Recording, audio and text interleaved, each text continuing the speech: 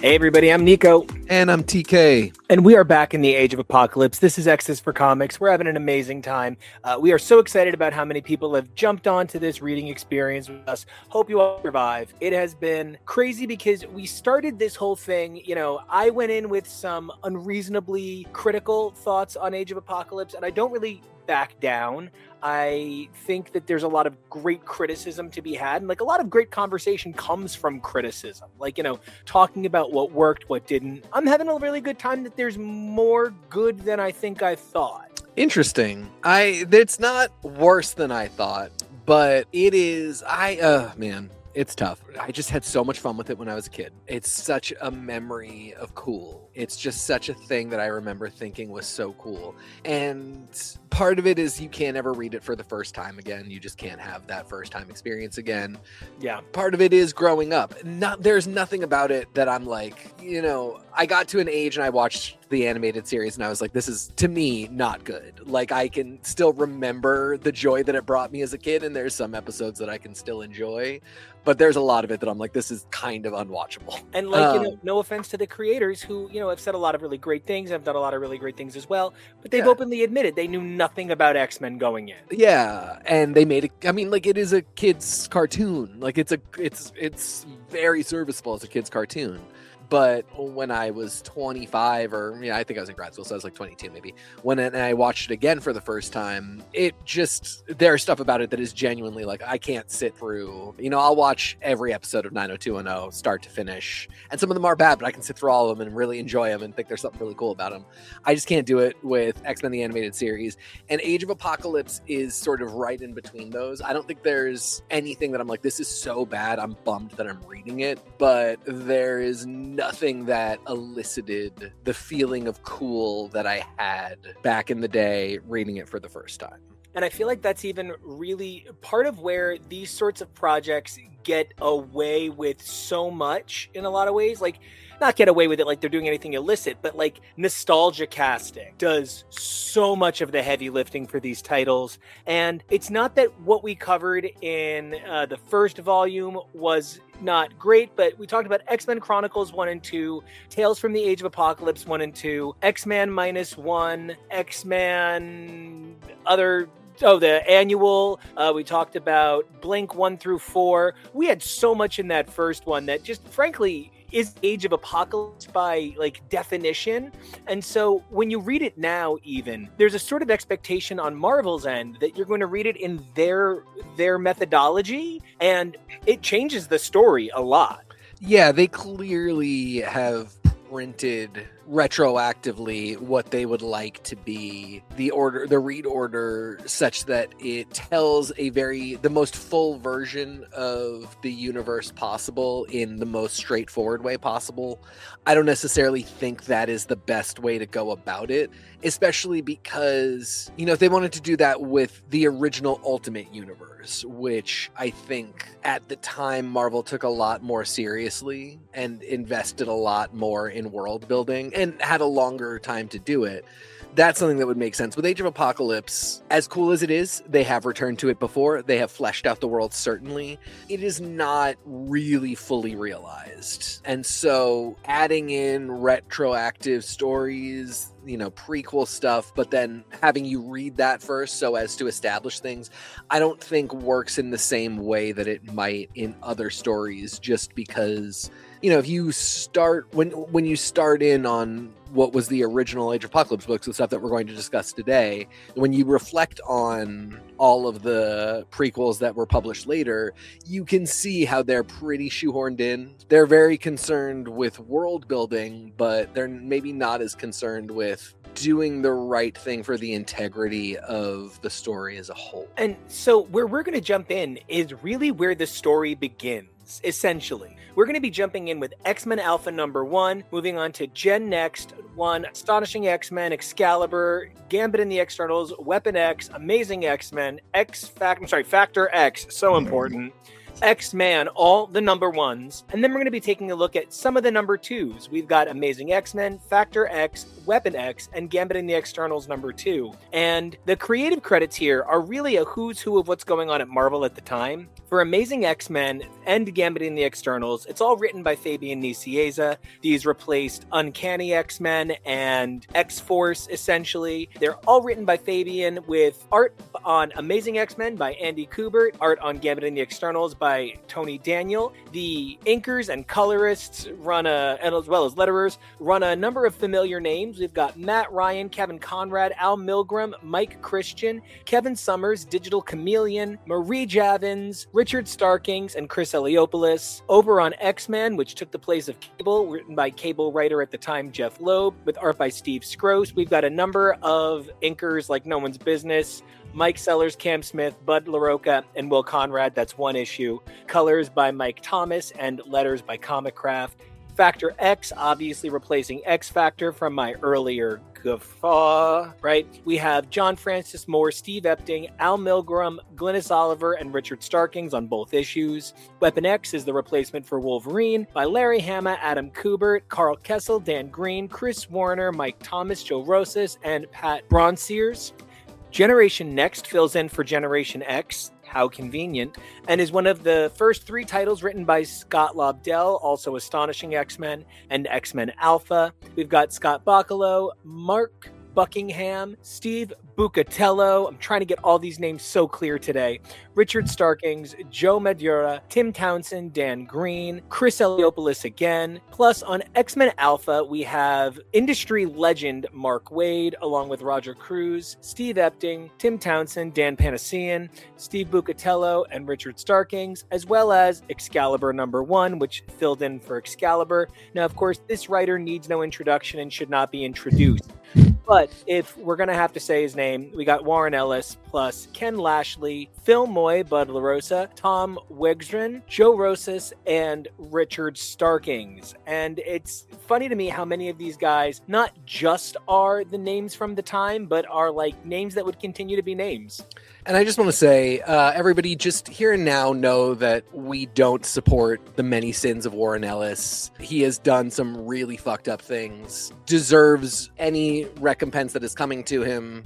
We're not going to be able to get through talking about this if we stop every minute to be like, and obviously this could reflect something bad. We're fully aware, but we got to talk about it in the context of what it is. You will not hear us at any point praising him or wishing he was back on the books, but we're just gonna tell you here and now, bad dude, really a huge bummer. Something that, you know, if we were all older and better educated when his big heyday was happening, we might have come to it sooner, but, you know, we know better now, and we're just gonna talk about this story in the context of what it is. Because part of what winds up happening is so many of these creators, because there's a couple of other creators on here that we could absolutely throw on that list. True. And Lobdell really is another one of those, isn't he? Exactly. And you wind up in a place where it gets difficult to talk about eras of comics. Now, you know, no one's out here trying to talk about, let's say, Sandman at this point. It's something where even though the work at the time was of legend, it's literally hard to discuss.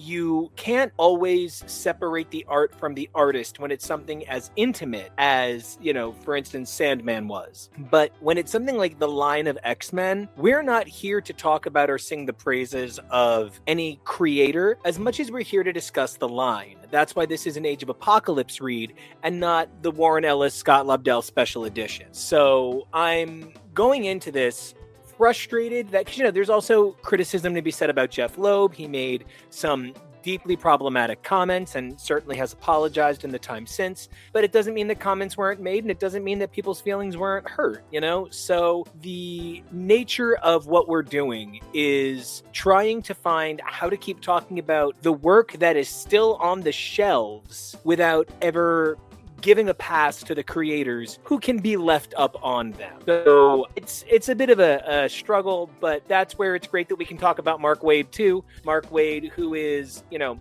one of the best Daredevil writers of all time, an unbelievable Cap writer, you know, king over at DC right now. We are also going to have an opportunity to talk about some great creators, and that's pretty cool. Absolutely.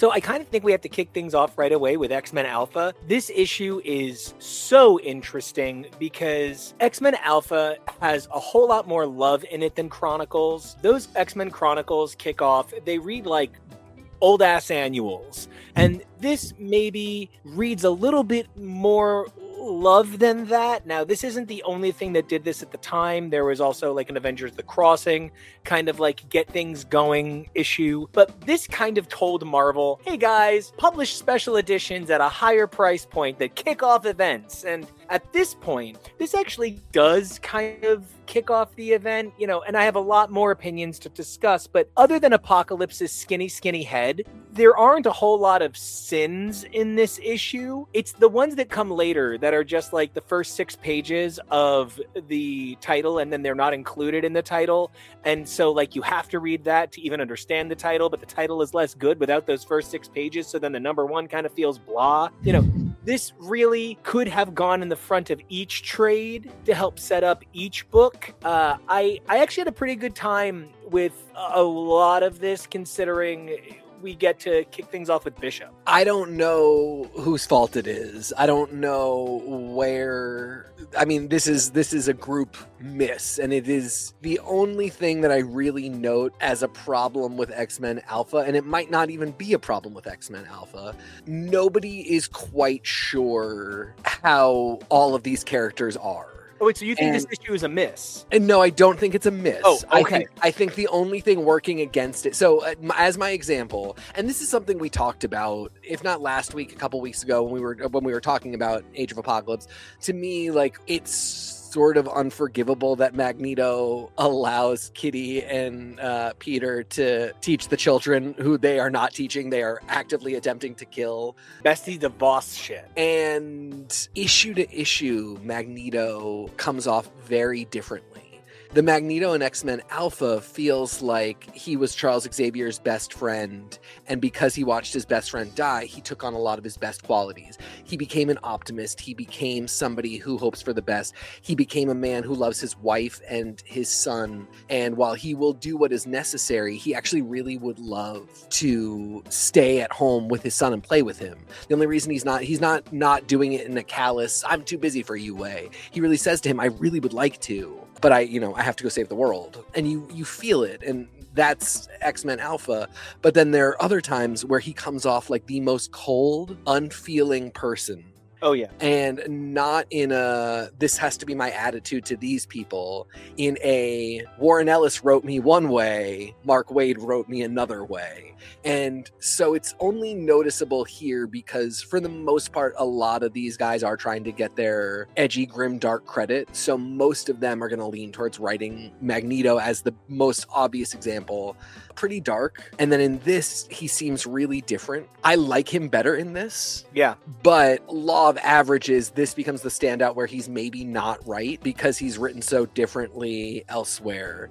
This happens with a lot of other characters as well. And it's so funny because this is a problem that really will persist at Marvel anytime you get a group of people together to write in a sandbox. And as much as we all thought the, Krakoa and X-Slack was really cool when they introduced it, and I did think there was a little bit of solid continuity among the writers there understanding how characters were behaving on Krakoa. Very quickly, Ben Percy was like, no, I don't care how Wolverine is everywhere else. My Wolverine is different. So you just see like this is a 30-year tradition, and I'm sure longer, of people just being like, I know we all sat in a room and talked about this. I know I read your script and Magneto seems like this great guy, but I'm writing him as really mean and really unhappy and really, really nihilistic, which just... it doesn't fit even some of the words he says on the page that are basically like, yeah, my best friend was Charles Xavier. I miss him forever. I'm just trying to do what he would do. And Charles wouldn't do a lot of the stuff he does in the other issues. And that's even where people are like, Xavier's always the worst. Nah, Xavier's not great, but Magneto is sometimes infinitely worse. And it kind of becomes the buzzword effect here, where like Magneto's a good guy, so you have to run with that. Scott's a bad guy, so you have to run with that. Dark Beast is Dark Beast. We get Creed is Logan, and Wild Child is like a better behaved Sabretooth pup. We get the Kelly Pact, which obviously a reference to Kelly Girl. No, obviously a reference to Robert Kelly, and it's human accords. It's a lot of big words with no real meaning. Buzzword syndrome. We get, Karma, Angel, and Gambit, and they're different in the ways they are, but they're not. One of the things that really struck me is that we have a character here, Scarlet, and she's actually from Wolverine Havoc Meltdown. Yeah. So she's actually like an established conceptual character that sort of matters to the Havoc story in the big picture. But between that and another Wolverine, and so she's there and Scarlet Witch isn't, you kind of get to a point where you're like, there's a lot of just trying to shock us with names and words, and there's not a lot of delivery on the method. It's really true. Like, there's a lot of like, this character, hold for gasp. And then they're still showing us Eunice. Oh, great. Yeah, exactly. And it's not really a gasp moment. Scarlet, great example. If you're in the know, sure. And then, now in the days of wikis, you can just look her up. I did not get that reference when I was a kid because I started reading after Havoc Wolverine Meltdown, and I was a kid before the internet was a functioning tool, so I had nowhere to look that up.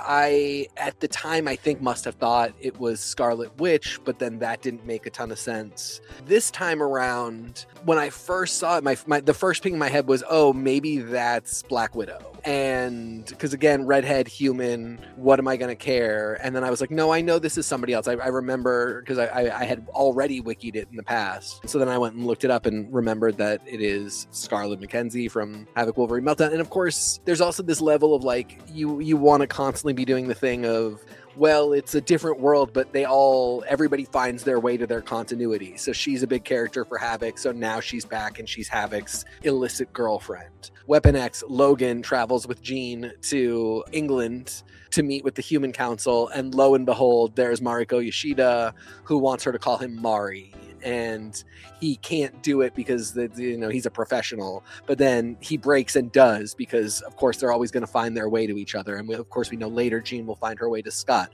on and on and on. It's not the worst instinct in the world. And especially in 1994, I guess I'm a little more forgiving of it. This is their first time doing a really big whole universe timeline demonstration for us. I think it's of note that when we got to Days of Future Past, they did try and take some really big swings with giving people different situations in their future. But it is something we will see over and over again when we do other alternate timelines like Age of X, Age of X-Man. House of M, giving Peter Parker his dream of being married to Gwen Stacy. No, if you had just read the JMS run, that's not his dream. Not at all his just dream. A name that's familiar now. Yeah. His dream would be that she didn't die. That's all his dream would be. I think we see here, not that it's an unoriginal idea, just that it's kind of a weak idea. It can't be, these are not pearls strewn throughout your story. It's just kind of a like perfectly fine cubic zirconia. It is the drama. But is it even the drama? Well, yes. Yeah, Okay. Kind of. Like, Yeah. It literally, they tell us in the first issue the universe is ending. Yeah.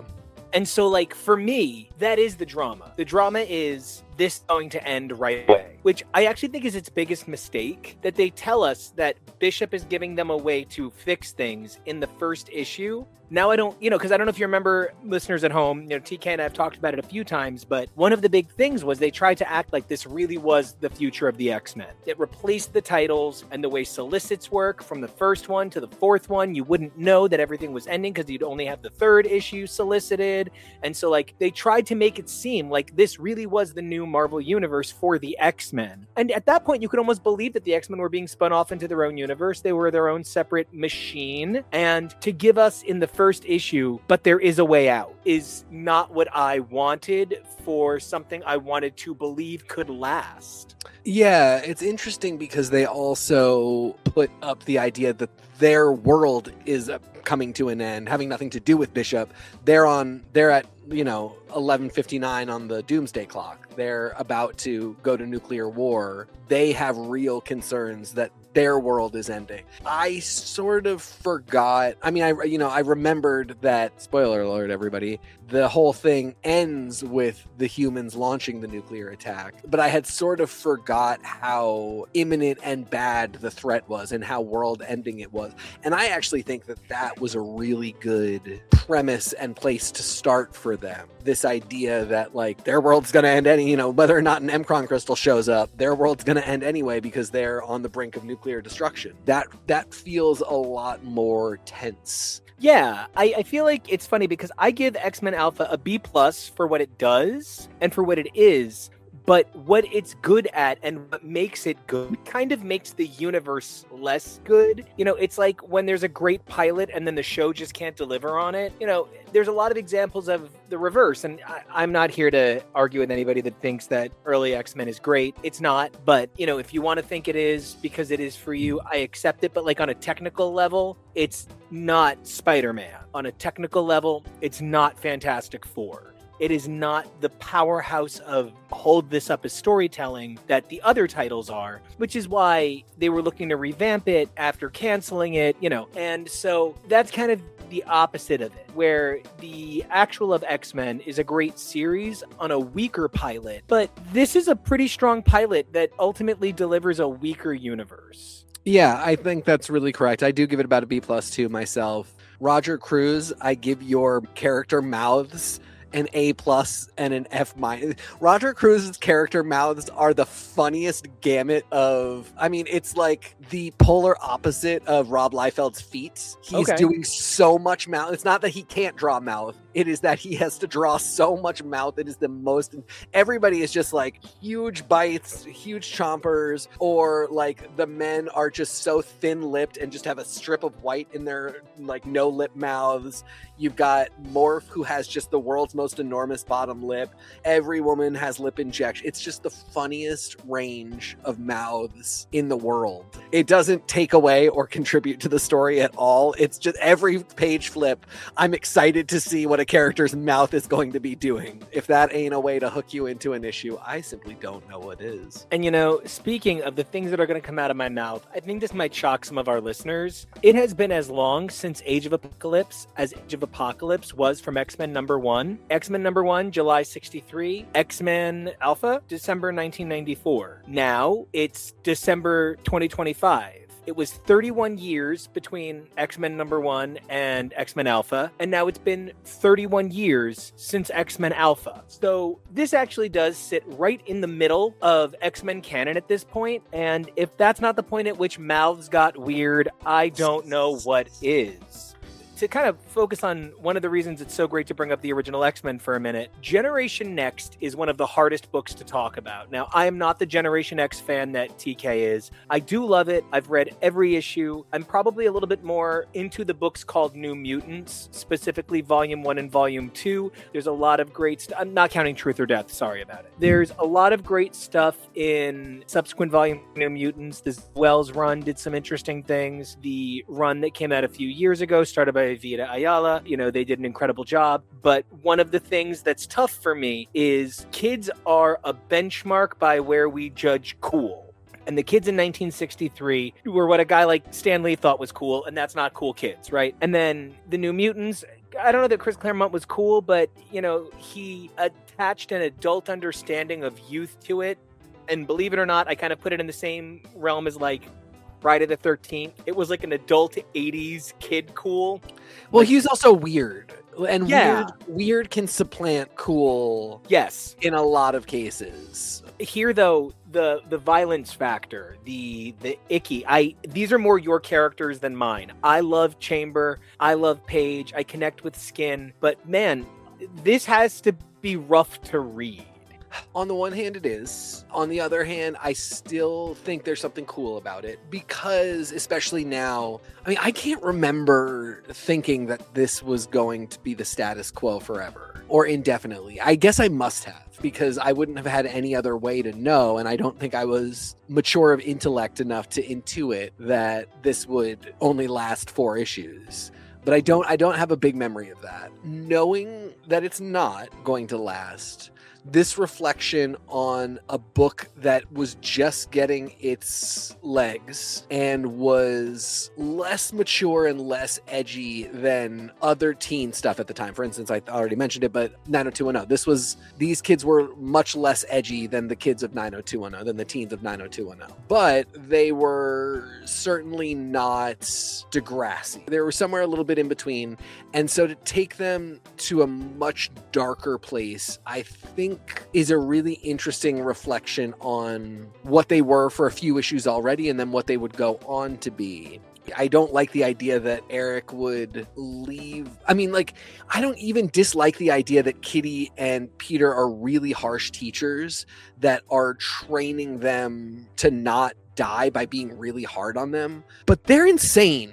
Yeah, and they're bad teachers. Yeah, they're. I mean, like, there's a scene where Kitty just starts slicing up Paige with her claws. Yep, and it's technically fine because that's Paige's metamorph power, is that she can shred her skin, but it's also played for torture and violence and abuse. The two of them as coaches who are really hard on their students and say, like, nobody's gonna go easy on you. I don't hate that at all. This just goes so far beyond that to, like, there's just no rhyme or reason to why they're this harsh, and they get so much glee out of torturing children. And that's really what kills it for me. Like, I really like the idea that they're harder, that they're hardened, that they're nasty. The kids are nastier because they've had worse lives, that they're, I don't know, man. I mean, Emma's a pretty harsh teacher. Yeah. Emma is very much they're going to come for you and they're going to kill you. And I love Emma as a teacher all the way through. I love Emma as a teacher in Generation X. I think it's so feasible to do. It just, the wheels come so far off the wagon. And then on top of that, to have it be a pathos thing for Colossus, that this is a retrieval mission of Ilyana, throws out the window this idea that this is all about survival, because now he's just insane and wants his little sister back. And then on top of that, the weird trade in characters that we get three big ones: Jono, Paige, and Skin, inherited from the books.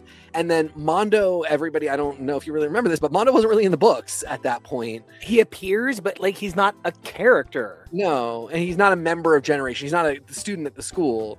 So, like, that's not a transfer character. That's kind of a new character. We get Vicente, who is really cool, but again, completely new. Jubilee, and then appears later as a result. Yeah, Jubilee's not on the team. Jubilee is with Gambit and the X-Ternals, so that's a big missing one. And then Know-It-All might be Paige, or might be M, or some component of the Sanqua family, but isn't, and that's really confusing.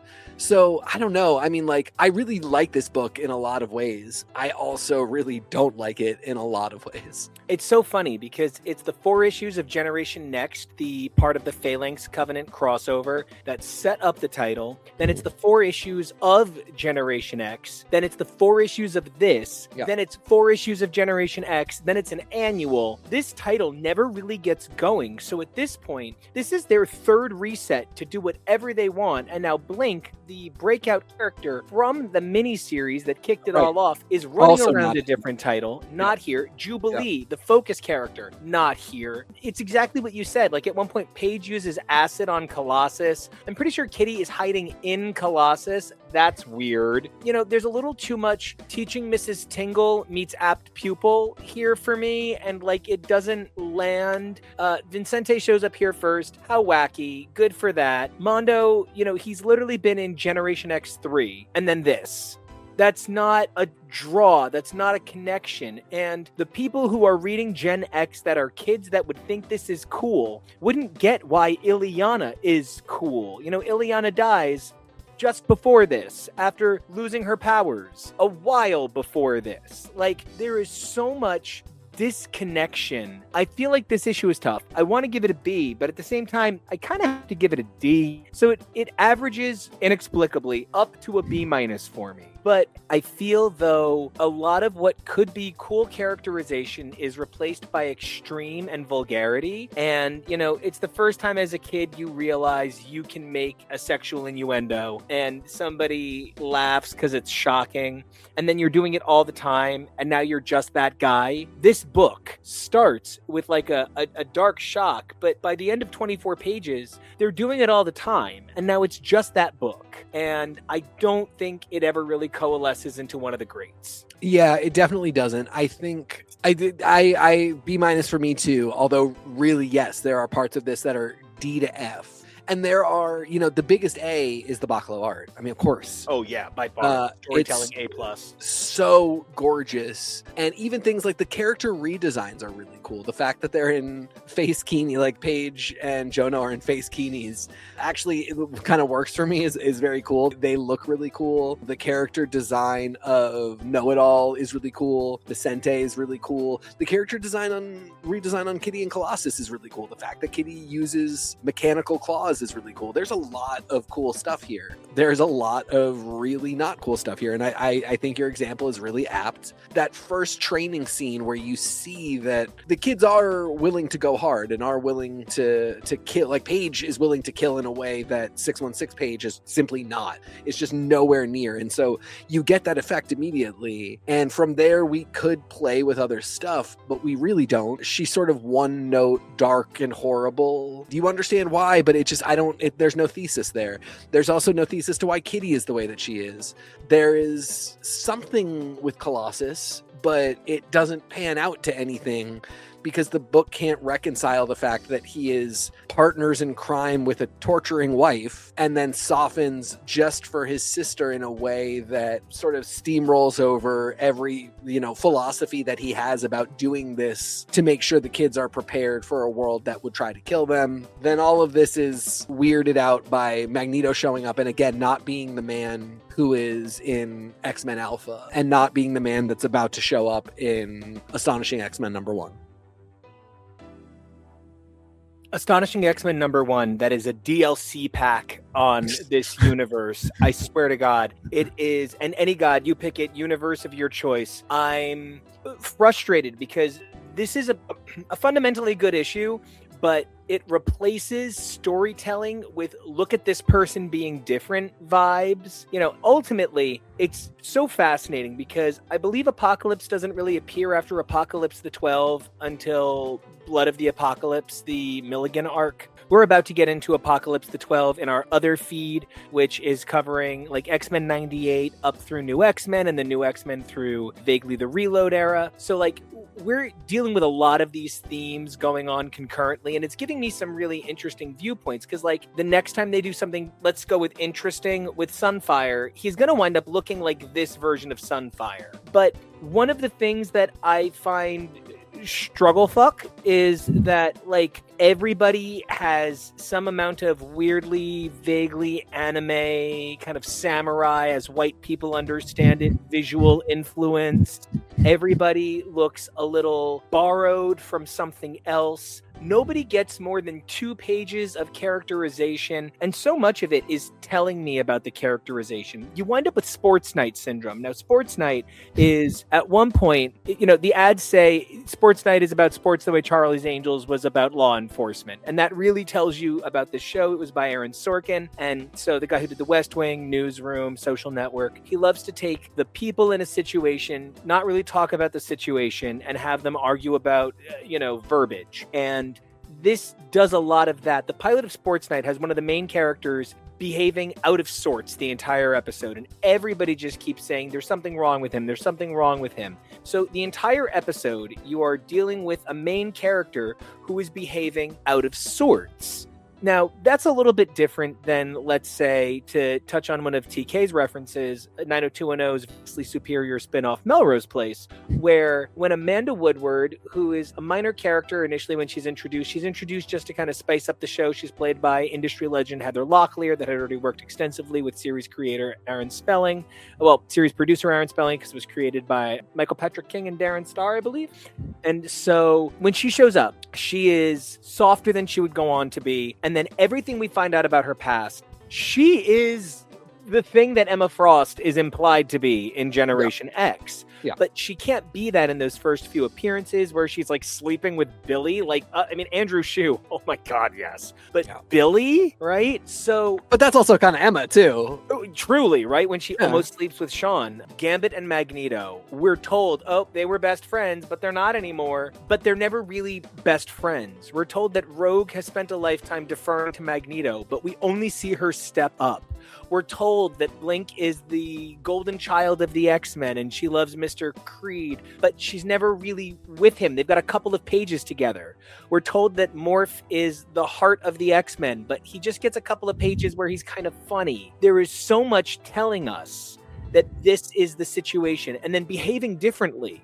That there's never any emotional pathos or follow through on those identities in a way that solidify the book for me. I feel very much like I could have gotten all of this from UncannyX-Men.net, and I just don't know that even things like, Delgado, this character who just kind of like shows up for a minute, sacrificing him is going, of course, exactly according to plan. But there's no reason in these plans, like, everybody does exactly what they think, but why wouldn't you think that like Sunfire would just start killing people or Quicksilver would just start killing people and your plan would go off track? It's such a hyper simplified version of that sort of brilliance, and it just doesn't come together in 22 pages for me at all. It's unfortunately a lower score. To take like one specific point that you mentioned, which is the idea that Morph is the heart of the team. You can see in the book that is something Scott Lobdell pitched in a room and knows himself. He knows that Morph is the heart of the team. And he's really proud of that, and he really loves that, and he writes the character like he's the heart of the team. But he doesn't write the rest of the team like Morph is the heart of the team. They all hate his joke. Nobody has any response but hate to his jokes. No one laughs. Yep. It's, there's immediately in the first splash page, right as the issue starts, he is morphed into Sabretooth, making fun of Sabretooth, being all grumbly. And it, I think, is funny on the visual gag is funny, and everybody is in fact taking themselves too seriously because this is such a grim, dark world. So it actually is a great moment of levity, and I don't need every character to think it's funny. I don't need Creed to think it's funny, but the fact that nobody does, nobody smiles about it, sucks. It's one of those things where, as an editor, I can't believe nobody said, like, somebody has to like him. Somebody has to, they can't all just tolerate him. There's another moment where he has shapeshifted into Magneto and has a whole conversation with Quicksilver. And it's actually a semi-heartwarming conversation that he then shifts back into his morph form and gives him a big slapstick. He morphs his lips to be huge and kisses him. And to me, the right beat there is for Quicksilver to like that. It's nonsense. It doesn't help at all. But it makes Quicksilver laugh. That, he's been dealing with this forever. And this is just the guy that makes him laugh. And as he's about to go on a mission that might be their last, as he knows that his father is juggling fixing the universe with saving the world from nuclear apocalypse, that he might think that was funny, that he would enjoy that. One character, Storm, could enjoy it. I mean, anybody, but nobody does. And yeah, there's just a lot of things like that where there's an interesting beat, there's an interesting setup for a beat, and then there's just no follow through on the interesting idea. There is just a sort of and then, a plot and then that technically moves the story forward, but really does nothing. I mean, this is going to be an iconic visual moment for Joe Madureira that will sort of set up everybody's expectations about his sort of anime-inspired... Sometimes I forget who's Roger Cruz and who's Joe Madureira when they're doing art, because they're both just doing these sort of very exaggerated forms. But as you mentioned, there's a lot of like white people in... I mean, Storm's not a white person, but she is not in... she's in an outfit that is very Asian-inspired, and everybody, Kurt's got very much the like, oh, what if he was an anime character look to him? And none of it's bad, but it is really specific. There is nothing in here that's unforgivable, but there's nothing in here that's super interesting. Unfortunately, there's nothing even that's really a big swing that I can be like, oh man, they tried, but they failed. There's a lot of really little little swings that fail, which is a bummer. Like that's kind of the worst thing you can do, is not even try and swing for the fences, but fail at it. And it's where I found myself realizing that going into anything knowing the end is a problem. I think one day we'll talk about New 52, and we'll talk a little bit about the fact that when the first New 52 book came out, they were already telling the writers to think about rebirth. Like that's a problem. That's literally saying within 5 years, we're throwing all of this out. There's an article going around that says that the first year of Absolute is outselling the first year of New 52 and the first year of Rebirth percentage-wise. And of course, because it's its own thing. It's a reset. Like, it's not coming in and saying, oh, but throw out everything you knew. No, it's saying keep knowing what you know. This helps you build on that. This has context. This has new ideas. That's not the same thing. And this book kind of falls into that New 52 category, not Absolute. And so it really does feel like everybody is making these pitches for, well, since it doesn't matter anyway. And I'd really rather pitches that say, since it matters. And that's where this book is kind of like a B-. It's kind of a heavy clunk. It doesn't deliver what I'd like. It's interesting because I think Gambit and Nightcrawler, who are the stars of X-Calibre and Gambit and the X-Ternals, having so much page time in this book, almost invalidate that it's Astonishing X-Men. Now, for many of you that are like, wait, what do you mean this is Astonishing X-Men? There are 3 initial volumes of Astonishing X-Men, the Age of Apocalypse one, the Apocalypse the 12 one, and then the John Cassaday one, right? So there are 3 initial volumes of Astonishing X-Men, and this one is in many ways kind of like a great way to set the stage for an adjective that's a bummer.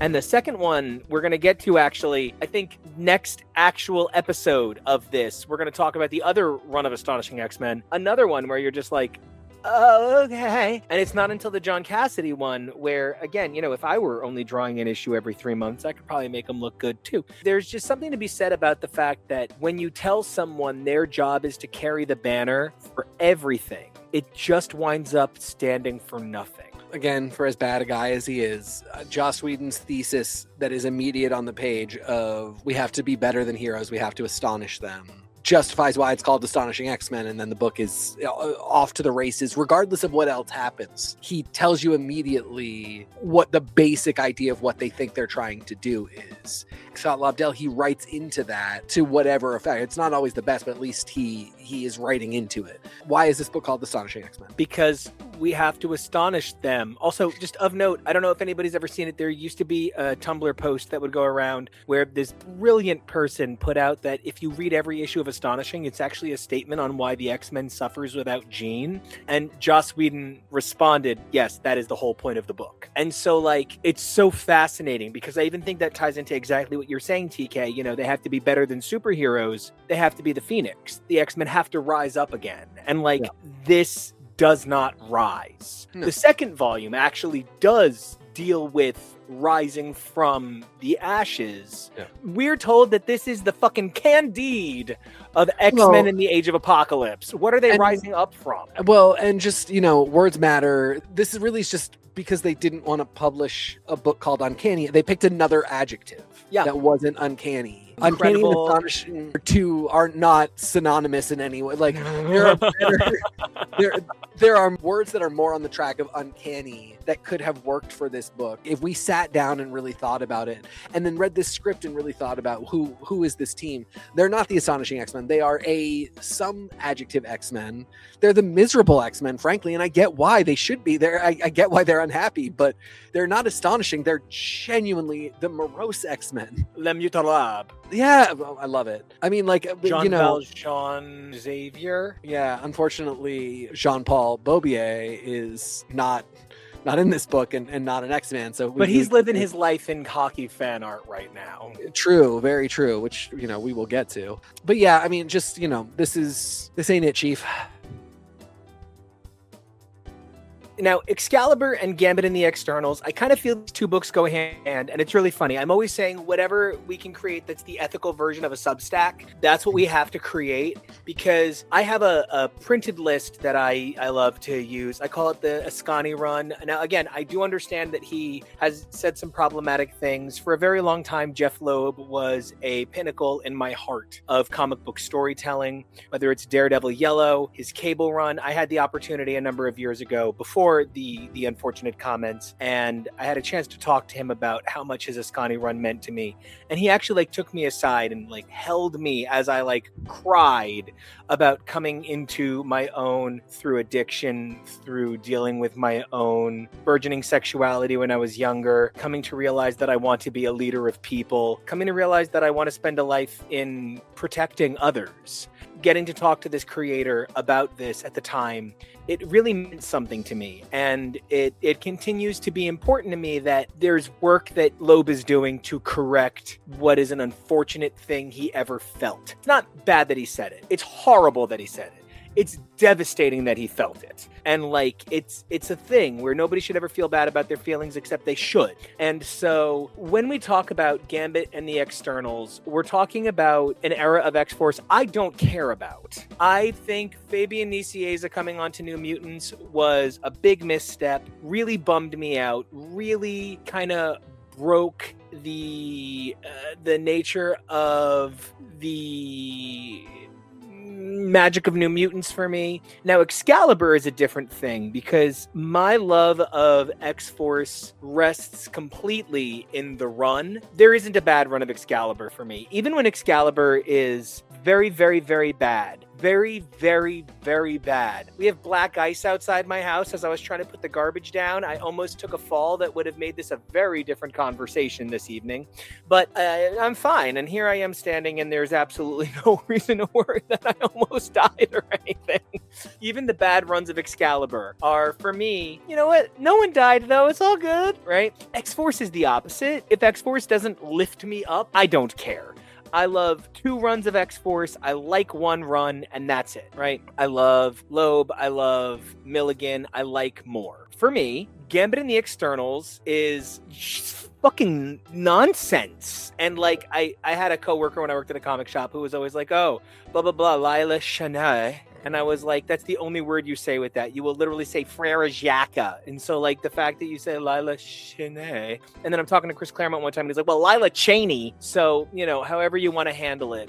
I think Excalibur might be the best book of the Age of Apocalypse by title quality throughout. And I think Gambit and the X-Ternals, much like X-Force, is popular only because the biggest pouch was put on the lead man you could. In X-Force, its Cable has the biggest area you've ever seen.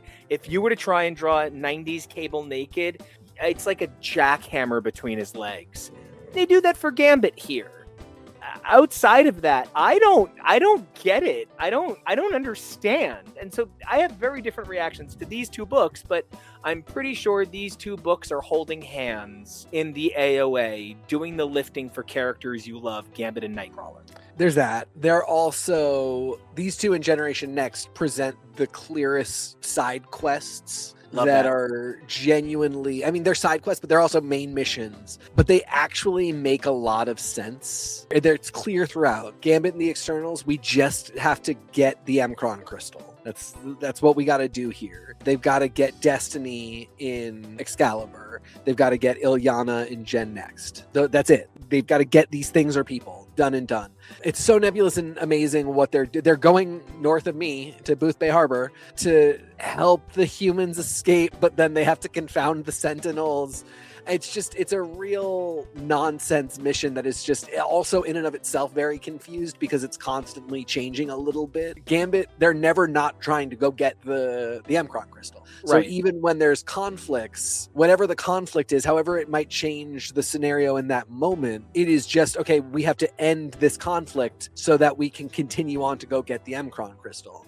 Whatever is happening in Amazing, it changes completely and is confusing, and they split in different different directions, and it just the quest doesn't feel super important in any way. And then Astonishing, like, they don't even have a quest. They're the home base team just trying to keep it all together, which works in X-Men books but doesn't work in an X-Men book that's only 4 issues long and is part of a universe of 4 issue long books that are all driving towards a point. Circle gets the square. Blammo. So these 3, Gen Next, Gambit and the X-Ternals, and X-Calibre, all have working for them that fact. I feel also pretty similar about all 3 of them in that there's things that I think are really good, there's things that I think are really bad. Warren Ellis also gets the thing of he's trying to make Magneto really grimdark.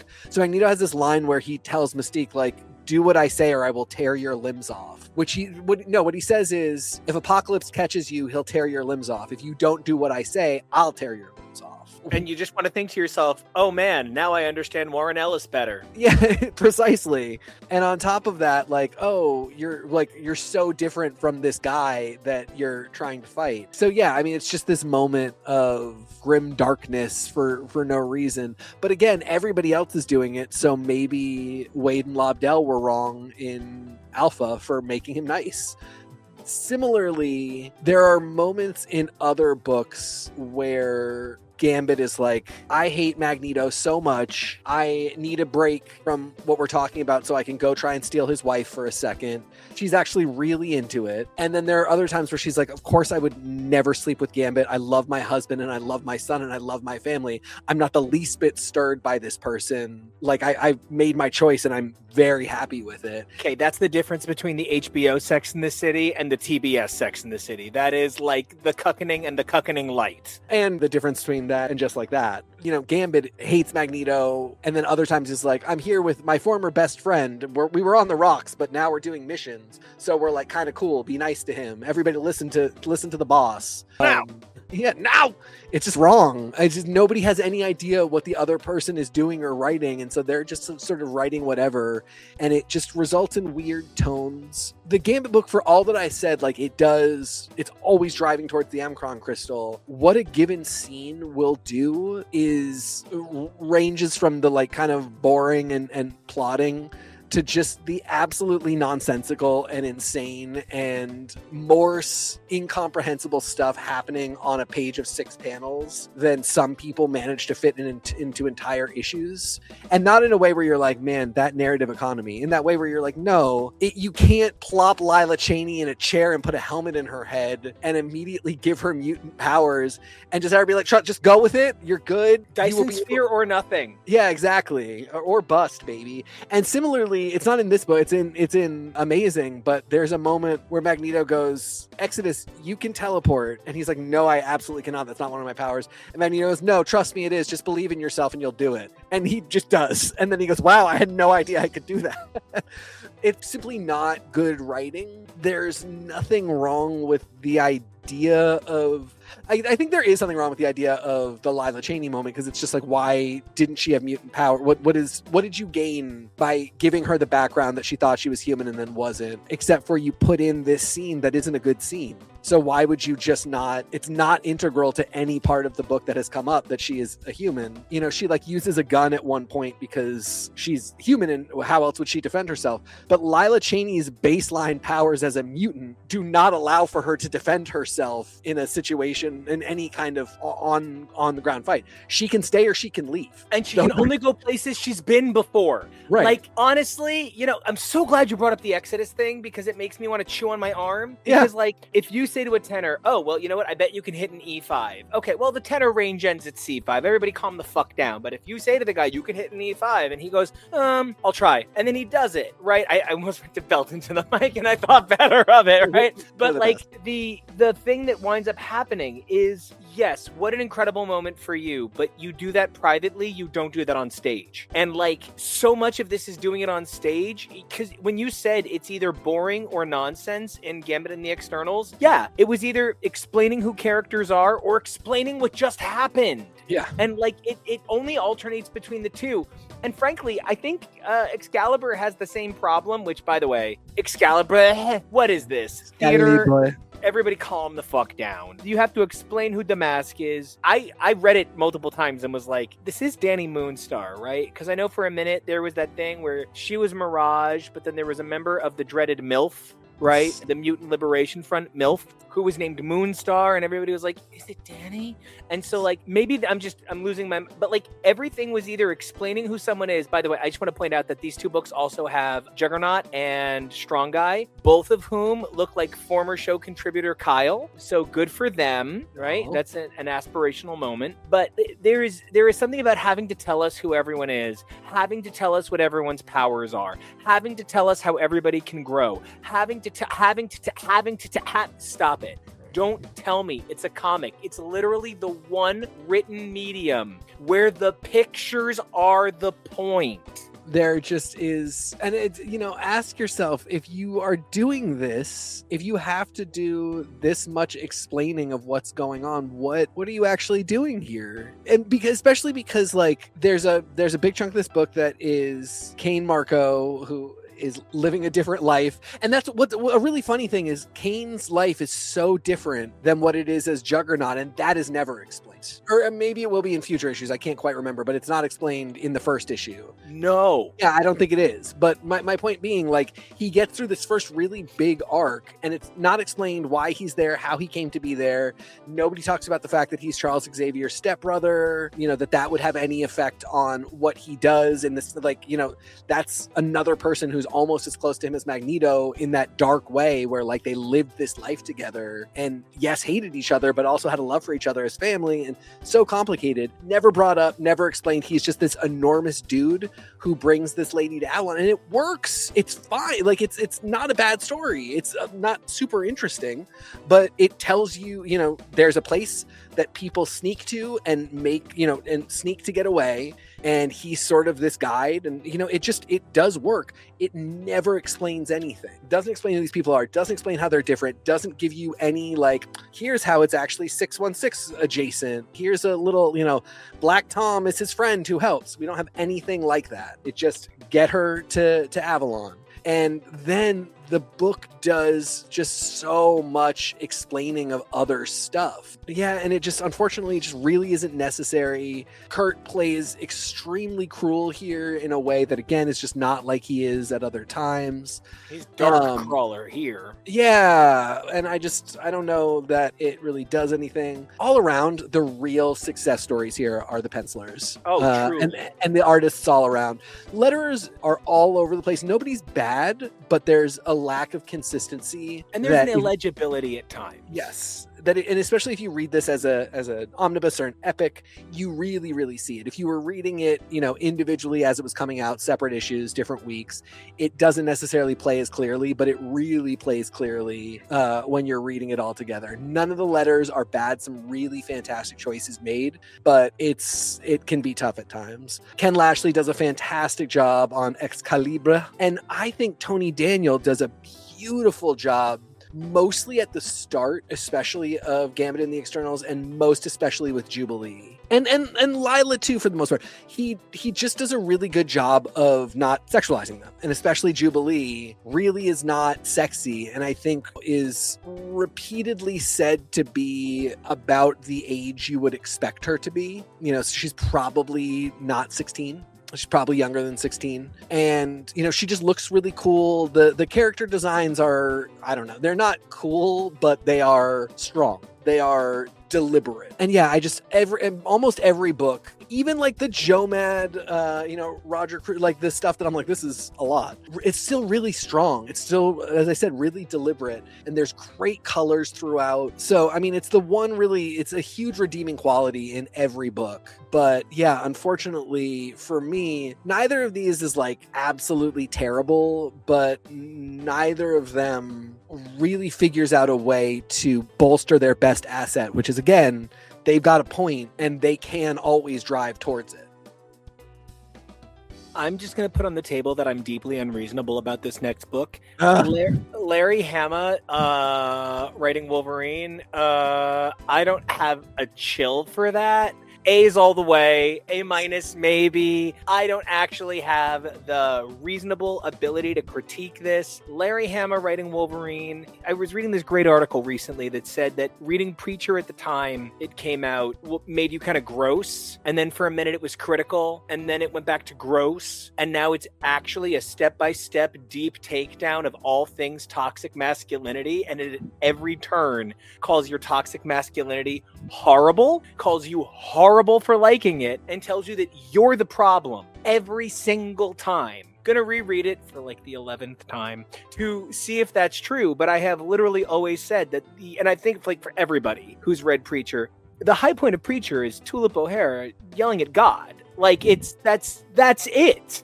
The strength of the book is the woman trapped within the patriarchy, forced to conform to that identity, breaking free of it, and telling you you're the problem. That's Larry Hama's Wolverine for me. He is trapped by this code of violent ethics where the MO is to at all times hack and slash, but he is defined by the brilliance of the women around him, whether it's Jubilee, Carol Danvers, or here Jean Grey. I think that there is no point at which Larry Hama fails to assassinate toxic masculinity in his characterization. Of course, there's conversations to be had about character choices and moments that are made throughout the series as a result of its era, but Larry Hama on Wolverine for me is the anti-Ben Percy on Wolverine. It's thoughtful, it's reflective, it's not I fell in love with this woman on a surfboard, fell in love once and almost completely. It is considered Meg White gets space in the liner notes, and so I love this book, and even if I hated the writing, the art is so good, it's not there. The art is fantastic. The writing is good. This one falls between my previously established things. Jean and Logan kind of have a mission. I don't know what the point of it is. I don't know that it's helping. It's just a Larry Hama miniseries. Don't worry about it. Yeah, I don't know that this is helping anybody. This book might be the most unnecessary one here. These two people, Logan, Weapon X, and Jean Grey, are not helping Magneto. They're not really helping anybody. This book is not moving anything forward. By issue 2, it will repeatedly establish that Jean would rather be back in America and ultimately with Scott, which might be the one thing I really can't forgive Larry Hama for having in the book. It just doesn't quite flow with anything else. And I think I would like the idea if somebody was like, no, if editorial mandated Jean and Scott need to wind up together here, I would have liked for it to be like completely accidental, but then they're together. The idea that Jean is like, no, I have to go back is a little weird to me. That said, fantastic action. At this point, he's good to do Wolverine action. He really can make Wolverine a great fighter. I'm not seeing enough from Jean here, literally just not seeing enough of Jean's powers in use. There are times where I think she might be using them, but I don't know if this is a writing choice, a drawing choice, a coloring choice. I cannot see that it is her powers being used. So I don't quite know what's happening. That was my problem with not knowing who was using their telepathy in that one scene in the Chronicles. So I really get where you're coming from. Yeah, there's a moment where like a Sentinel shoots its hands off and it's pink rockets that I sort of thought might be Jean shooting the hands off on behalf of the Sentinel, but then the other Sentinels that are traveling, their foot rockets are pink. So I think it is not that. And ultimately that means that Jean just really doesn't use her powers that much. We get an interlude with Apocalypse talking to Scott, and you didn't like it? I just don't know what it's doing here. I also don't know what it's doing here, but it's well written. It's excellent. I literally wrote all of this is on the nose for an excellent arc. But I don't know what it's doing here. He has a real point of view about what this relationship would be like. And there's this simmering thing for a few of the writers that, this Apocalypse might be the guy that's on Krakoa. Like, he might not be all evil, and the only reason that he is because of the same disconnect in the writing team that means that Magneto is genuinely a nice guy in one issue, and then horrible in a lot of other ones. This idea of there being, like, the Kelly Pact, and like I don't know, Apocalypse might want a world that is not just rubble, but clearly Sinister doesn't, clearly Beast doesn't. There's a lot of other actors on the field that are contributing to things being really bad. But the fact that Scott gravitates to Apocalypse and the two of them have like a semi-productive conversation, there's just this moment of like, for as completely horrible as the methods Apocalypse uses are, and as, you know, despicable a person as he might be, there's maybe a hint of this guy that we get on Krakoa, and this idea of a man that loved his family and saw something really, really bad happening, such that a crucible of horror actually was what he thought was the only thing that could save anybody. That's how I feel about Brian Braddock ultimately being the traitor in Weapon X. Like, I don't like that. I like Brian Braddock. I like Captain Britain a lot. But you know what? You could convince me he felt a sense of duty to the human race, that's where his zealotry came from, and why he ultimately was convinced by power. I think that everything Apocalypse does here is out of line with Krakoa, but I think his characterization, the things he says, the way he interacts, are not, and are part of what allowed us to get there. Yeah, exactly. I don't think the stuff that he's doing here is in line with, you know, an Apocalypse that has any heart. But I just feel like there is a shred of something that you could pick up on.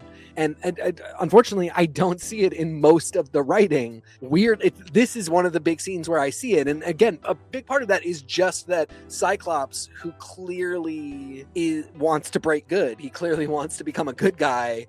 When Sinister leaves and he is without a guide, he goes to Apocalypse to try and do right, like to figure out what they're going to do. I don't know. There's something really good about it. It does not belong in this book. I'm confused as to why it's there. This is a solid B+ for me. And I think it has to do with the nature of the relationship between Havoc and Wolverine as a result of Meltdown. Yeah. And so that's why Havoc's here. And, you know, Havoc makes so many one-eye puns, like, that you'd think he's eventually going to get to one about Scott's dick. Like, it is so over the top, on the nose. And speaking of over the top and on the nose, Amazing X-Men #1 is my second least favorite book of this epic collection. My least favorite is Factor X #1. But Amazing X-Men, I have never felt like a book was more meant to facilitate everything going on than this. Bishop is trying to change the future. Rogue is sent to stop the Cullings. Nightcrawler goes to Mystique as he searches for Destiny. Kitty and Colossus look for Ileana. Gambit searches for the M'Kraan crystal. There's a recap that lets us know everything that happened before this. Also, there is Storm, Iceman, Morph. They show up to do one-liners. Quicksilver is there. Don't forget about Blink. Like, this is the most absolutely frustrating book. And then Dazzler's in it. And yeah, she's not been anywhere before this. Yeah, I would not describe anything she does as dazzling. And it's just not good. Yeah, it's really, I mean, the only thing I love about it is it takes place in Maine. It's very important to me. But there's so many weird things, like Bishop shows up in the book holding Charlie, and Magneto's just like, just trust me, this insane person who I cannot confirm is correct about any of the stuff he says, which started with him attacking me and maybe wanting to kill me. He's good to hold my child. We've never seen a scene of Bishop gravitating towards the child. We've never seen a scene of Bishop saying to Magneto, you know, this world is horrible and it's partially your fault, but I can see what a good man you are, and I care so much about you and your family, and whatever we do, I just want to, you know, there are ways that we could get here, but like, no, he just shows up and he's like, just like, did I build a whole robot to take care of my baby and she's next to us? Hey, yes, nanny. Yes, I did do that. But instead of letting that happen, I'm just going to let this possibly insane man, again, I can't stress enough to you that I have not confirmed that he's not insane, that he can hold my child. That's fine. And then again, here's where we get the infamous, just trust me, you can teleport. Okay, I guess I can. What if you were wrong, Magneto? Well, they're just standing there, I guess. If he's wrong, they're just standing there. Yeah, and then what are they doing? They're trying to help the humans. They're trying to stop the Sentinels. They're trying to help the Sentinels stop the mutants to help the humans. Banshee's going over here. Storm's over there. It's confused. It's a mess. I will say the art is definitely not bad, but unlike so many other books where I'm like, Gambit The X-Ternals might be a really bad book if the art weren't beautiful, but it is. And so it's not a really bad book. It has a bunch of problems, but it's not a really bad book, and it's gorgeous to look at. The writing is just all over the place, and the art isn't amazing. So it's just, there's nothing here that makes, there's not even a moment where I'm like, yes, cool. But there are a bunch of moments where I'm like, Magneto, why are you touching Dazzler's face like that? Why are you letting this insane man hold your baby? Why are you just telling this dude that he can teleport? Tony Daniels' work on Batman, echoes the strength of what you're saying, decades later. The Kubert family, they're comic dynastic legacy. They are upper echelon of comic book creators in the history of Marvel. It's not that he's an untalented artist. It's not that the writer was an untalented writer, but sometimes stuff just doesn't come together. And it's it's also fine. It's fine if it's not your art isn't supposed to save an issue. No. You should do your best. And this does not feel like it's not anybody's best. It just feels, there's some art in this book that is saving the issue. It shouldn't have to do that, but it happens to be. This is not bad art. It just isn't saving the issue. Speaking of nothing saves the issue, I hated Factor X #1. I sang the praises of John Francis Moore's work on X-Force.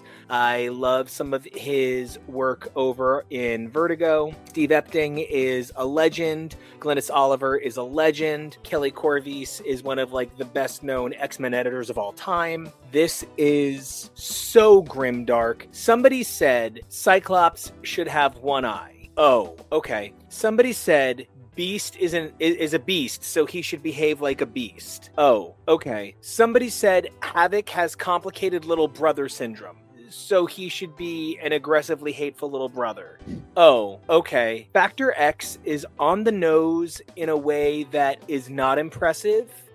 Factor X is kind of an eye roll. When Lost came out, there were a lot of Lost ripoffs, and some of them were kind of like, but we live in a specific area, and there are specific animals that don't belong here, and there's magic, and magic numbers. And you were like, oh, well, that's a Lost ripoff.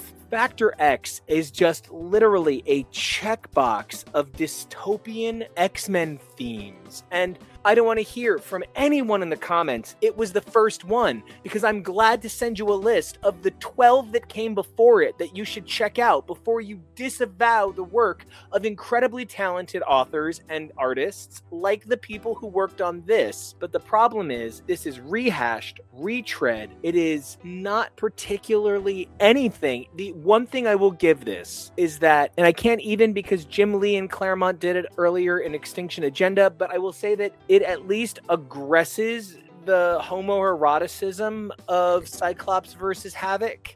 It at least pushes towards them being, let's go with fanfic icons, right? There is something so hollow about Factor X, and it's not the fault of anybody working on it. I think it is the fault of everyone working on it. It is too many pieces left this to be something it's not. Havoc and Cyclops are never regulars in X Factor together, alongside Beast, who is evil. We're just not hitting the mark. And I feel like there are interesting choices artistically and in the writing that I don't hate to look at. But, and unfortunately, we talked about this in our first Age of Apocalypse coverage because this had come up already. The idea that this is all families. It's the Bobiers, it's the Bedlams, it's the Summers, it's the Guthries is actually very cool. And it's cool to see everybody paired off and how that manifests. And interesting artistic choices are made for each of the characters. I mean, there really are some beautiful panel. There's early on an amazing panel of Jean-Marie standing over one of the Morlocks, just, in her power. Unfortunately, 2 pages before that, there's a moment of her and Jean-Paul together flying, and they're both making the weirdest faces you've ever seen. So, I mean, it's just all over the place. The Morlocks look really cool because they look weird, but then there are other times where people aren't supposed to look weird and they do. I think Beast fares really well on the pencils here, but both Warren and Havoc don't and look like the exact same person. Thankfully, they're in very different outfits, so it's you can distinguish them. But yeah, I don't know. There's just not a lot exciting here. One of the bigger things is Sinister is taken off, but that's established in Alpha, and that's the best writing of it. That's where you really get this idea of like he's got his own plays, and every time it comes up elsewhere, it just feels like he's being a little rapscallion.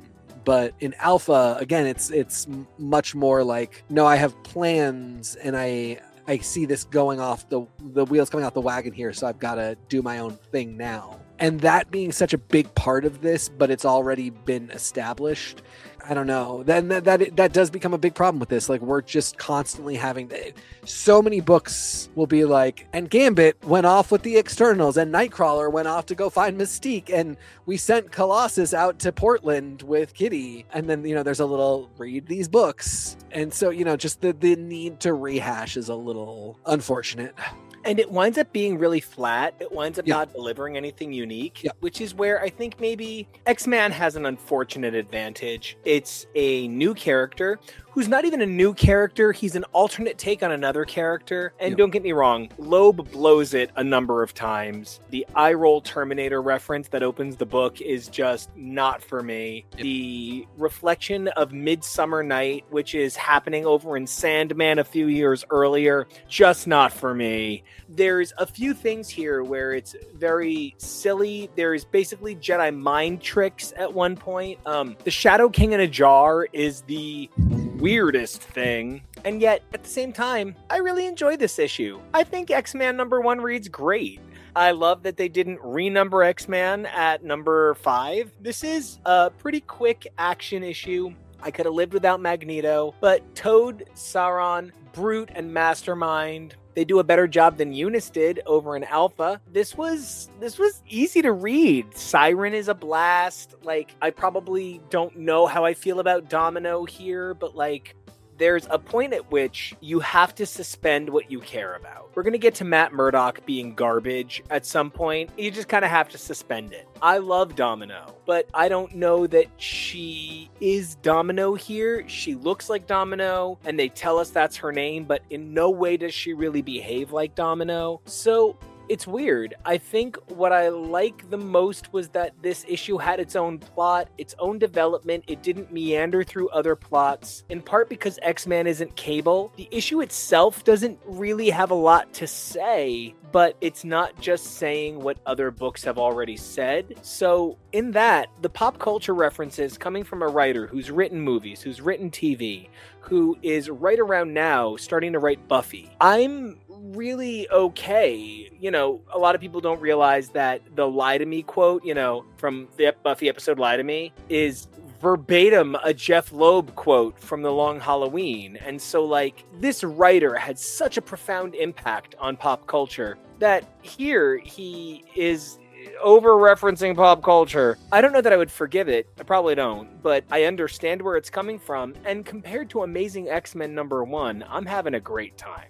I do agree. This is fun. On reflection, because this is one of my favorite characters, I think this is a really weird way to introduce him. Yeah. It actually did make me a little more fond of X-Men -1. Oh, great. Given that this is kind of, this is replacing Cable for now. And then when, things start up again, this will run parallel to Cable, but Cable's not in this universe. There's no version of Cable. This is our version of Cable.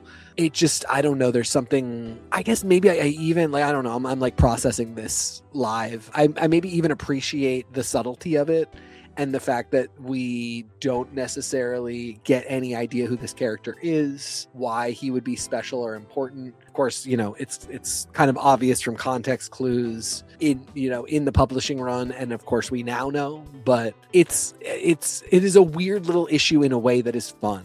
I think this one takes a lot of little swings and succeeds. I don't think there's anything here that you're like, man, that's really out there, but it's cool. There's a lot of stuff where you're like, okay, all right, I'll play along. I'll go with it. And then there are a few things that just sort of don't hit. Unfortunately, it's so funny. He's definitive to X-Man, but Steve Skroce is not my guy to draw this character. Bless you. Thank you. I think he just constantly draws X-Man to look like B. Arthur. And that's two people I love. Yeah. X-Man and B. Arthur, but there is just something about Nadathy that just he looks like an old withered man.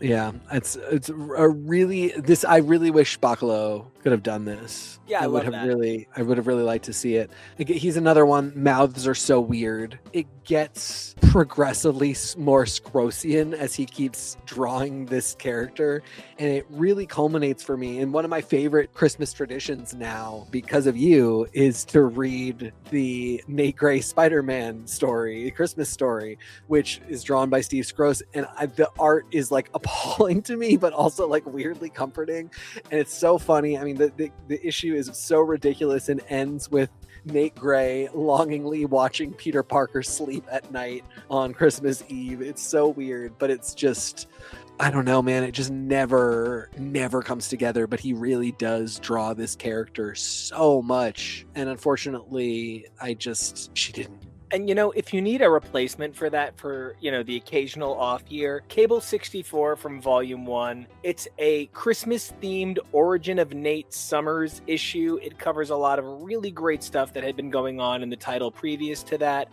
Joe Casey does an amazing job. Ledron does a beautiful job capturing it. It's in the deep heart of the Irene Merriweather era, so it's also deeply ensconced in itself and the references it's making, but it's a really good time if you need an alternate Christmas issue. But I agree, Skroce does not capture any of these characters for me. Everybody winds up looking old, and it's not what I think of when I think about a character that's being born now.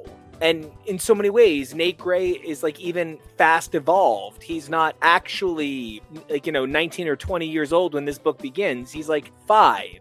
So why does he look like he's got an aging condition? So I'm with you. One of the things that's crazy is 4 number 2s wound up in this run. We had Amazing X-Men number 2, Factor X number 2, Weapon X number 2, and Gambit and the X-Ternals number 2. And each one of these just seems to capture what was going on in the first issue and kind of trying to run with it further. We had some cool things like Amazing X-Men number 2 gives us Abyss and Copycat. I appreciate seeing more characters that are kind of significant, but ultimately I don't really get anything from it. We have Shadow King torturing Karma, which is really just meant to give us more of what we have from the regular Marvel universe. But at the same time, Apocalypse already knows everything, so what's the point? There's a lot of things going on with Magneto's child, Charlie, that doesn't really do a lot. We get steps, but we never really take a jump. Dark Beast does interesting things in Factor X number 2, but only because we know who Beast is. It doesn't stand on its own.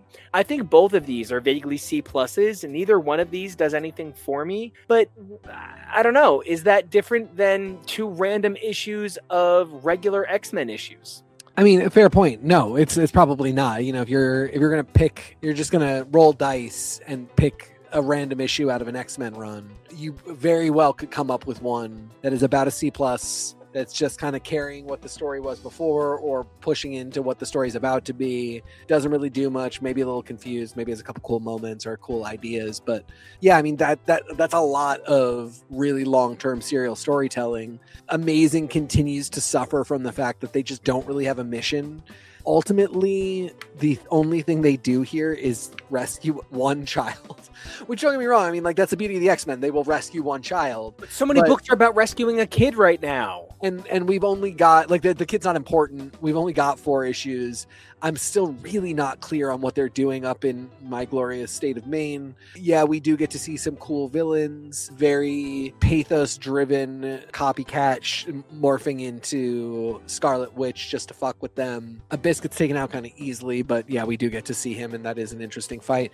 Well, the interesting thing that we get is Storm and Quicksilver having, establishing their love for each other, which we talked about this before. I know that's not super compelling to you. I like it as just like that's not, I feel kind of the same way I do about Cyclops and Cargill in Age of X, which is just like, yeah, this isn't anywhere close to happening in the real world. And I don't want to see another, Scott and Jean have to be together. Let's make sure we get them together. I want to see the random couple that would never happen, but for the circumstances that make this universe different. So, I really don't hate that. I think an appropriate amount of time is spent on it to make it into something. And, it's ultimately, even with all that said, I still give it a C. Factor X, one of the things that just drives me nuts is a thing that's happening behind the scenes at Marvel, which is they cannot decide if Lorna Dane is Magneto's daughter or not. And they won't do anything about it. So this weird thing happens in this book where she is saying to what she believes is Magneto, but she's hallucinating, like, I am your daughter. She has his powers and everything. Of course, why wouldn't she be? But then the book is also definitively saying, like, we scan all mutants, and she just simply is not his daughter. Is that supposed to be interesting? Like, are we supposed to be into that? Or did somebody just want to say that because it doesn't take us anywhere? Could be hugely important if they wanted it to be, but isn't, and is just and then, like, ultimately it's Cyclops that rescues her, and she's hallucinating that he is Magneto, which isn't even a profound statement on Cyclops carrying Xavier's dream. She's just been abused for years and her sanity has broken. So we end not really clear she is Magneto's daughter, Cyclops having rescued her. It doesn't do anything. It's really funny because that kind of leads into my feelings on Weapon X and Gambit, where Weapon X, I feel, is actually an amazing issue. It really captures the spirit of what everybody's kind of meant to do. Jean flies off self-sacrificial. Logan is on a focused path, and it even changes the expectations of the first issue because you think this is about these two being in love, and it quickly devolves from that into its own thing. Yet Gambit and the X-Ternals is eager to give you more surprises. I love Deathbird, but why is she leading the Starjammers? Why is that here? Oh, because the M-Cron Crystal? So what? Like, there's a lot of characters that connect to the M-Cron Crystal, and I feel like we're at a place where these titles don't necessarily have an identity. They have an editorial identity. And for me, Weapon X's editorial identity is an A. But I feel like Gambit and the X-Ternals' editorial identity is a C-. Weapon X continues to, the combination of Larry Hama and Tony Daniel, they're just good at doing action. Larry Hama's really good at writing it, and Tony Daniel's really good at drawing it. It really is such a subtle difference because you can look at other books in this lineup where they're really action-packed and it's really talented people drawing them, but they come off confused and really tightly packed and inscrutable. If you took just a really quick glance at this book, you might think it's the same thing, but I just was having a lot of fun. This is an action movie. I mean, I was having fun watching an action movie reading this. There are these really interesting glints of emotion and, interesting pathos happening here. This idea that Logan is recognizing again, like, Jean doesn't want to be here. And there's this weird, like, does she want to go back to Cyclops? Which I don't like because of that thing that they have to be together, but we haven't written anything into this universe that would make them want to be. So, like, I would just rather they be lovers put together by fate, not like Jean being like, oh yeah, I remember one time when I was in the breeding pens. that I met Scott Summers who was one of my oppressors and abusers, and I would like to get back to that. Like that line of thinking makes no sense, and that Wolverine sees it and is like, I think you want to be there, and she doesn't deny it. Like she's like, oh, you got my number. Whoops. That's weird to me, but I do appreciate that time was taken out of a very action-packed book to even discuss it, because it's something, and because it's like, whether it was mandated or what, like it does have to happen. They do have to get together. They are X-Man's parents, and that's going to come up in this. So I appreciate that, time was taken to get them there, even though it's a little weird. I feel similarly about Logan talking with Mariko. Like, yeah, I mean, they do have this connection. And I thought it was a really well-written exploration of that. Logan letting Jean go, it's actually a great moment. I don't know, it's weird. There's a lot of stuff here that maybe shouldn't work, but it just does. And like I said, like there's so much action and stuff happening where I'm just like, okay, but that's also true of Amazing X-Men, and it doesn't work in Amazing X-Men, and it does work here. So it's these really fine lines that are sometimes difficult. And frankly, it doesn't work in Gambit and the X-Ternals. Like that is another one where between Nicieza and Tony Daniel, it's just, there is a lot of action. It's very confusing. I mean, like part of what works for Weapon X is it's all, even though it's really sci-fi, it's so terrestrial. Like they are on the ground fighting robots and people. Here you've got, it's really cosmic, and it's like dozens of cosmic people in a page and on a panel throwing like comets at each other, literally. So I don't know. It doesn't play out in the same way. And again, like the good thing for them is they're still driving towards the Omicron crystal. The bad thing for them is they're still driving towards the Omicron crystal. And every time they get confounded, it has to feel like it means something. And often it just feels like, no, this is just noise that we've got to cut through to get to the Omicron crystal. It winds up making the title feel more like something that was designed to facilitate storytelling than it is its own book. Yeah. And that's the sort of balance that so many of these titles try to run. We are at the end of the second book that's really the first third of the universe, but like there's so many different storytelling elements that come together to put this together. I give this volume a C+, really, overall. I'm really excited to get to the third issues and then, inevitably the conclusions, because one of the things that this universe gave me is, in this reread, an excitement for what could be when you let go of right now.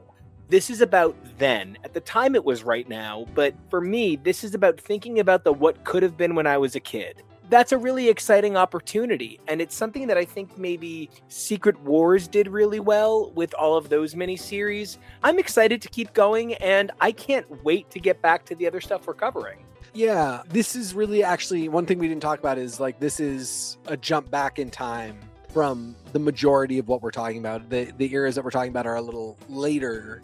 This is, this jump back in time. I have read all of this repeatedly and love it. And there's a lot of what we talk about that I have not read. And I really like that. It's very cool to like be able to take a break after reading something like the Magneto War, which again, I had not read, and reflect on this, which I know intimately. And they're not that far, they're 2-3 years apart, and yet they're so different because Age of Apocalypse really changed everything, and then so much flowed out of that. It's just been a fascinating way of doing things, and I am excited to go to the next thing that I haven't read, having sort of spent the time to reflect on this. I can't wait. The next thing we're covering is X-Men The Shattering. That's going to be Uncanny 372 to 375, Astonishing 1 through 3, X-Men 93-94, X-Men Unlimited 25, and Wolverine 145. We're going to be moving on from there to Age of Apocalypse Epic Book 3, then Apocalypse the 12, Age of Apocalypse Book 4, and more. I can't wait to cover all of that with you. TK, if everybody wants to follow along with you, your amazing adventures, and your very sexy Blue Sky, where can everybody find you? You can find me on Blue Sky and Instagram at TK Accidental. And where can they find you? You guys can find me at Nico Action, NICOACTION. But the thing I'd really love if you guys find us here on YouTube at X's for Show, our podcast at X's for Comics and More. We love you guys. Please like, comment, and subscribe so we can keep up with you because we love you too. But if there's 3 things you guys can really do, it's number 1, please stay safe. Number 2, please be brave. And number 3, please evolve daily. We cannot wait to see who you are tomorrow. And until then, stay Ascani. Bye.